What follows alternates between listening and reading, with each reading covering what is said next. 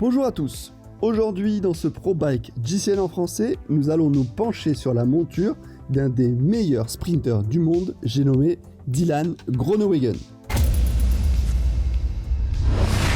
Le coureur néerlandais qui a changé de crèmerie cet hiver évolue maintenant avec le maillot bleu de la team Bike Exchange. 4 étapes sur le Tour, 3 sur Paris-Nice ou encore Kuurne, Bruxelles-Kuurne.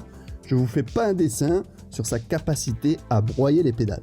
C'est donc naturel que le Dylan ait un vélo aéro ultra rigide, le Giant Propel.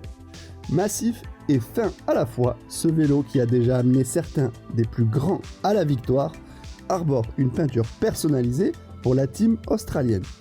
On y retrouve le dégradé bleu des maillots ainsi qu'un bleu bien plus profond sur l'arrière.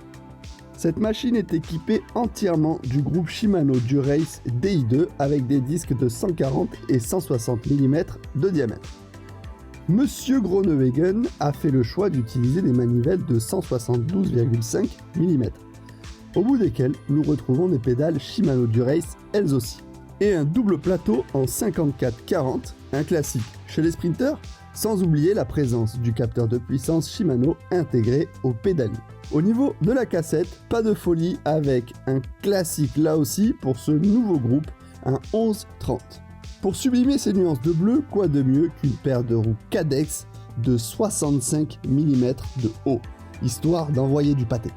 Du côté des boyaux, ce sont des Vittoria Corsa de 26 mm de section.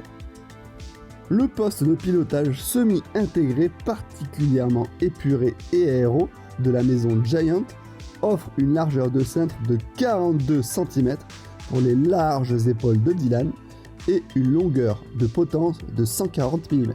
On notera le bouton au pouce pour pouvoir descendre les vitesses plus facilement avec les mains en bas du guidon et le support de compteur Giant qui paraît indestructible.